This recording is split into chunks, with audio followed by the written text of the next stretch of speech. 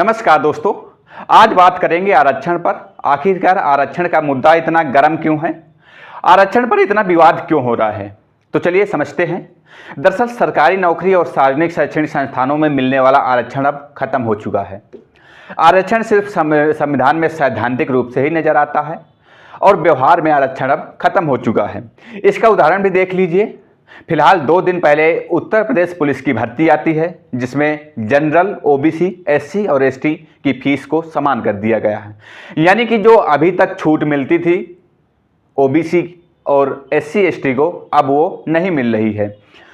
OBC का आरक्षण तो पहले ही खत्म हो चुका था, परंतु जो एससी और एसटी यानी कि अनुसूचित जाति और अनुसूचित जनजाति का जो आरक्षण बचा हुआ था, अब वो भी खत्म हो चुका है।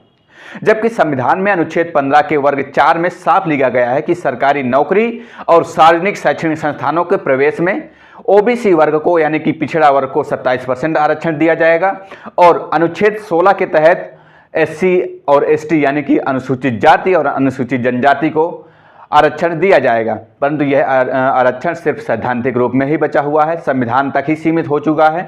अब इसका व्यवहार में अमल नहीं किया जा रहा है, यह व्यवहार में ये खत्म हो चुका है। भारतीय संविधान अब एक जर्जर पेड़ की तरह हो गया है, जो खड़ा तो है लेकिन उसकी जड़ों पर वार हो चुका है। यानी कि संविधान बना तो है, संविधान का ढांचा तो वही है, लेकिन संविधान में जो भी आरक्षण की बात थी अब उसका बिल्कुल खत्म कर दिया गया है, उसका व्यवहारिक रूप नजर नहीं आ रहा है। आरक्षण अब इसलिए भी खत्म हो रहा है क्योंकि सरकारी नौकरियों को खत्म किया जा रहा है और सार्वजनिक शैक्षणिक संस्थानों का निजीकरण किया जा रहा है।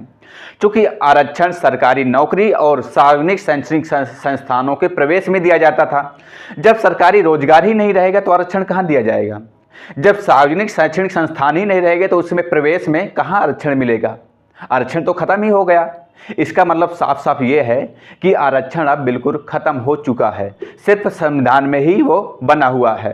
सरकार की नीतियां भी ऐसी है जिसमें पेड़ कटे भी ना और पेड़ का अंत हो जाए। यही काम संविधान के साथ भी किया जा रहा है कि संविधान में तो आरक्षण बना रहेगा परंतु व्यवहार में इसको खत्म कर दिया जाएगा। देखिए आरक्षण मिलता किसको है और कितना मिलता है।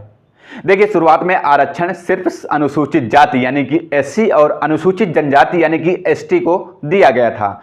एससी यानी कि अनुसूचित जाति को 15% और एसटी यानी कि अनुसूचित जनजाति को 7.5 यानी कि 7.5% आरक्षण की व्यवस्था की गई थी। यह आरक्षण जनसंख्या के आधार पर दिया गया था। सन 2005 में संविधान में 93वां संविधान संशोधन किया जाता है, जिसके तहत ओबीसी यानी कि पिछड़े वर्ग को 27% आरक्षण देने की व्यवस्था की गई।